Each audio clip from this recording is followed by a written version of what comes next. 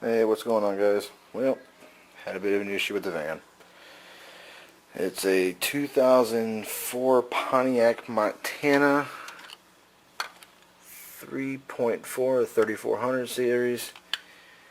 We've been hearing this weird sound, grinding sound, coming from underneath the hood. Now, I pretty much knew that it was either a pulley or, a pulley. It could only be the one. There really wasn't much else I could be. I started hearing towards the end, before it did break, a little bit of a belt sound. So I knew that something wasn't quite right. Well, the wife came home last night with a check engine light. Not really a check engine light, more like a warning light stating that that the coolant temp was too high. So I came over to the side over here and I checked the reservoir. Reservoir, well, it's empty now. It was full. It was plumb full. Couldn't figure that out. Didn't make any sense why it was still full. So I decided to do a little bit of investigating and had her jump in the van and start it. And when she did, the pulley's here now, but it was on the bottom of this. She started it, and the pulley for the water pump, which sits right here, turned about 1/4 of an inch and stopped. And kind of messed up the belt just a little bit, but not enough to where I'll have to replace it. So needless to say, that water pump has to be replaced. You can see where the belt kind of stopped right there. I don't know if I can find it on here now. You can kind of see it. Kind of a little bit of discoloration, like it had stopped there several times.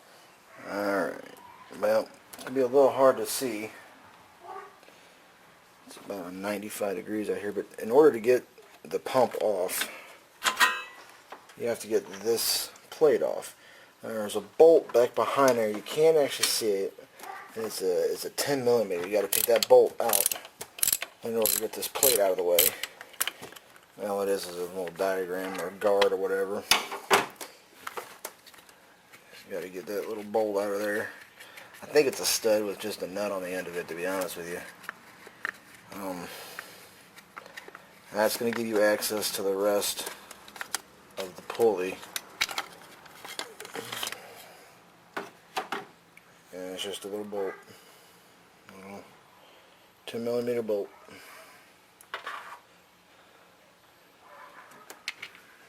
Alright. That gives you access to the rest of this. Let's see if I can get this light any better.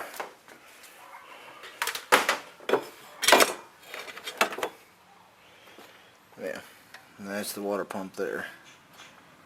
Now I gotta get a socket for each one of these bolts so I can pop that water pump off. See that water pump right now is pretty much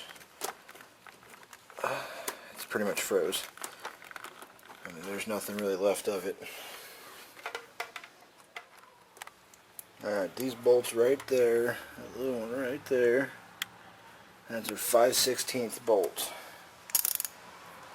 So you set your wrench. Take 2 hands to do that. And you got to break each one of these loose, which is not going to be easy one-handed. Alright.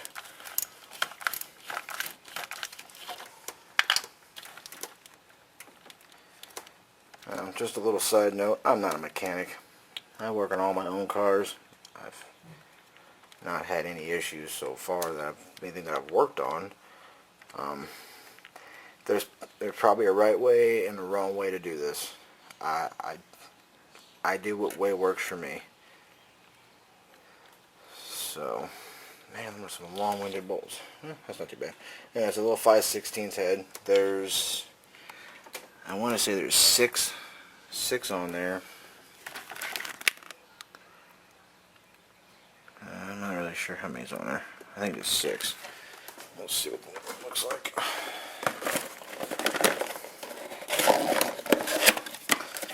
New one comes with a gasket. Instructions. Who uses instructions? I ain't gonna believe this. That's the water pump. The rest of that's the housing that fits into. But the water pump only cost me 20 bucks, and it's brand new. It's not even a reman. It's a brand new one. It's got a lifetime warranty on it. $20. I have changed starters and thermostats that cost me more than that. Matter of fact, the thermostat for that, the thermostat and the thermostat gasket was more than this water pump is for this car. I had got a sensor for it that was another $20. That was for the thermostat. It was crazy.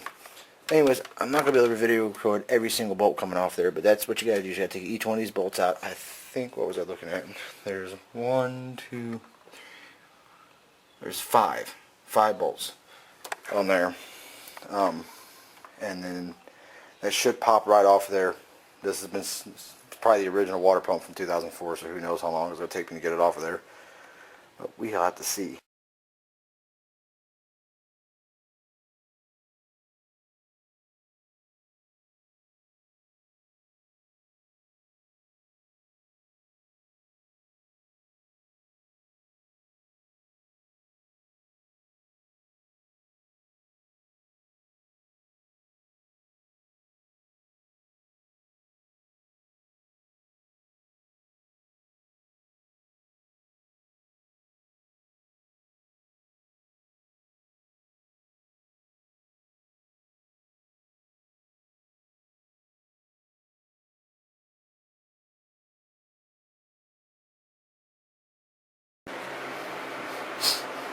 Alright, pump's in there.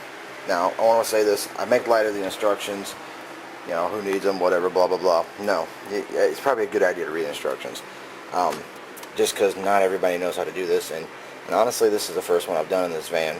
Or any van, for that matter. So you never know. I mean, it could be something you might just miss. It's good to read the instructions.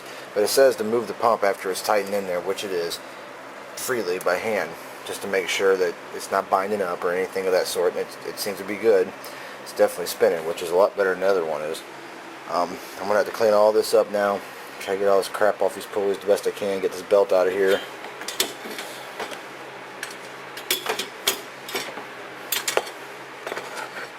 That's the worst part about it, because this part, my arm doesn't hardly fit in here. And getting this belt in here was a nightmare too, because I have to go around a bunch of damn pulleys there down at the bottom.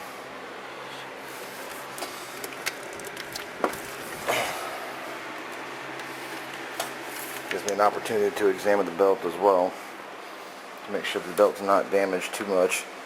It actually had words on it. Let me see if I can find it.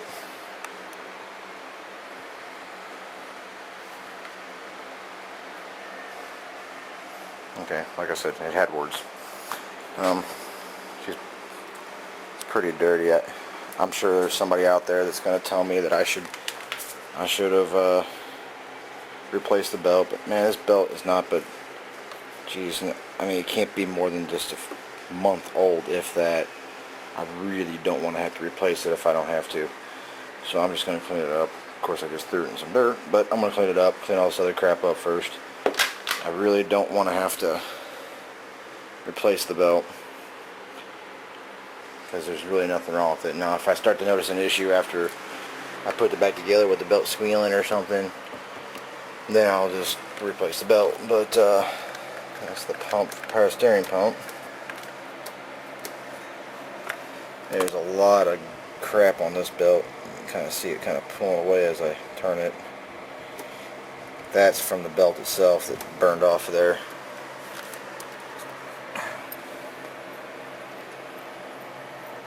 I hear a little bit of noise coming from the power, from the alternator.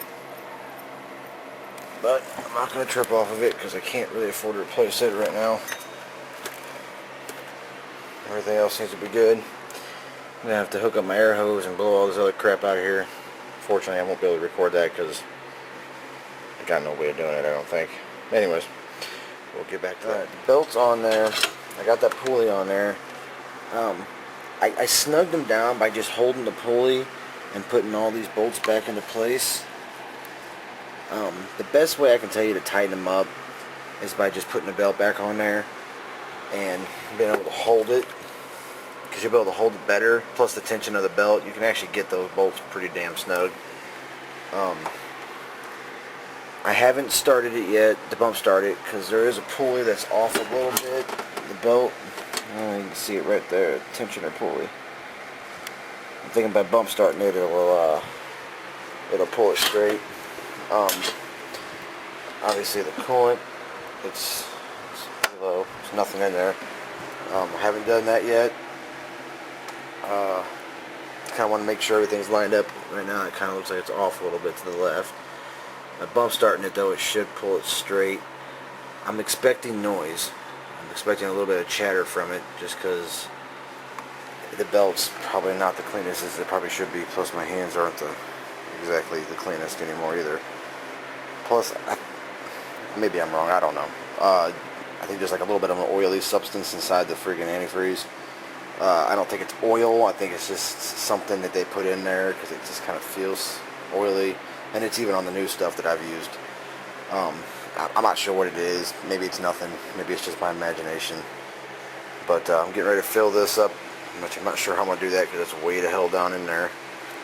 And bump start it just to get everything lined back up. Alright, got it bump started. Fired it up. Seems to be pretty quiet.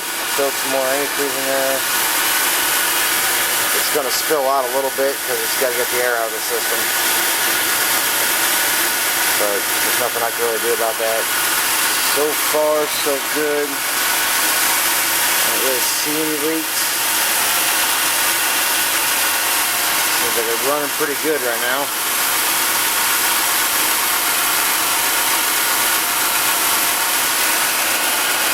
It's only going to take some time just to know for sure.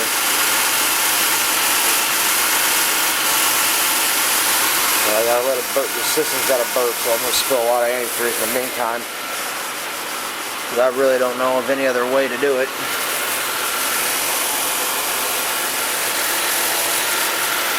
So I let the hose get hot.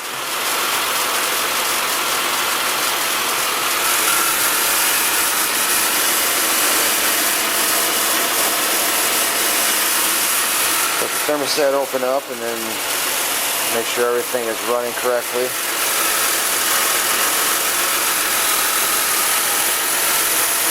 She did chatter just a little bit. Didn't seem like it lasted but just a couple minutes.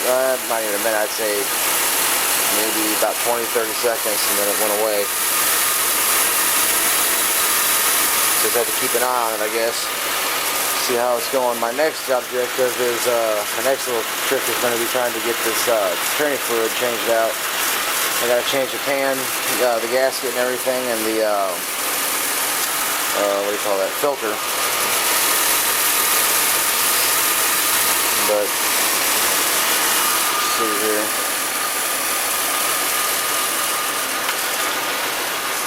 Go over here and check and see what the temperature looks like.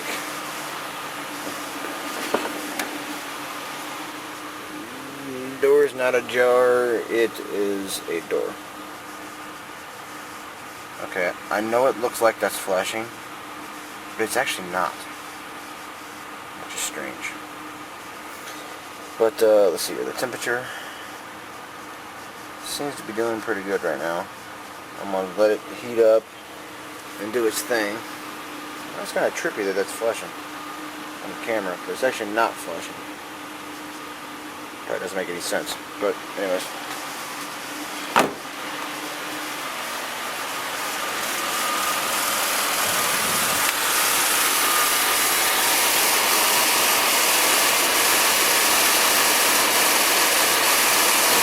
I can see the pump working though. It's pulling it in and drawing it out. And try to get hot, and let this hose get hot, and it tells me that the thermostat's opened up, which I'm hoping I never have to replace that, because that was way back in there somewhere.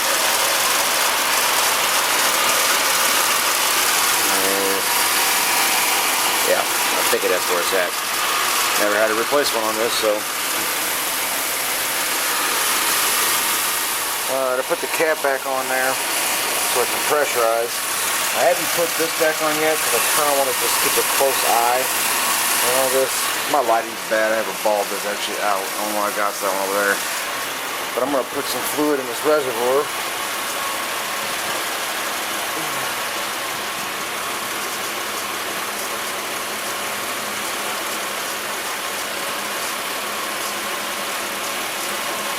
fill it up pretty good. I'm sure it's going to draw some in.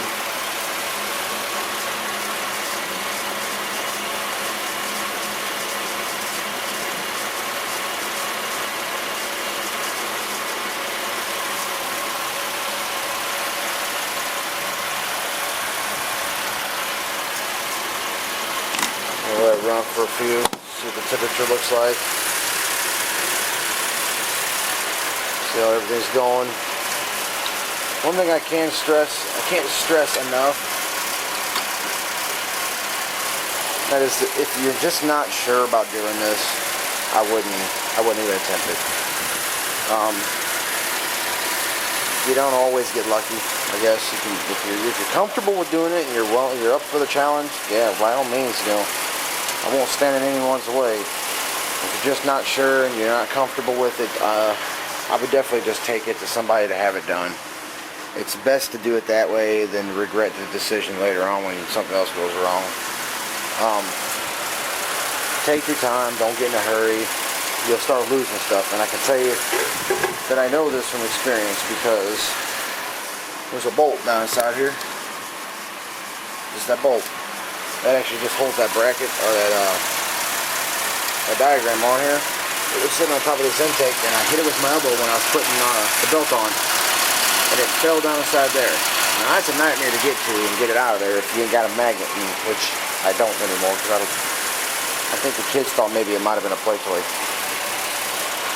But well, I mean, the van really doesn't run too bad though. I mean, it's got 100, was it 18? How many miles does it have on it? Oh, let's see here. What is that? 100 and...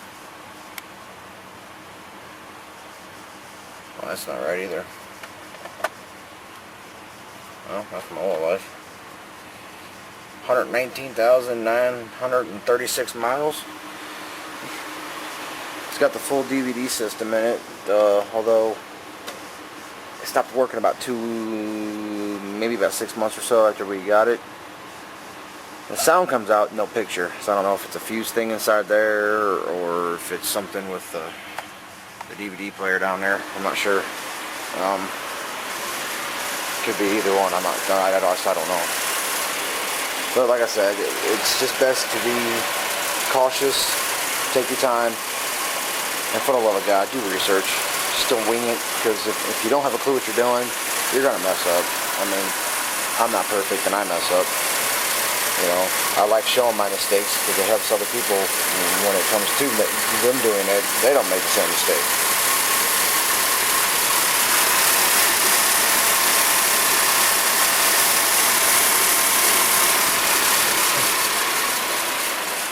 But, well, until next time, you guys take care and be safe.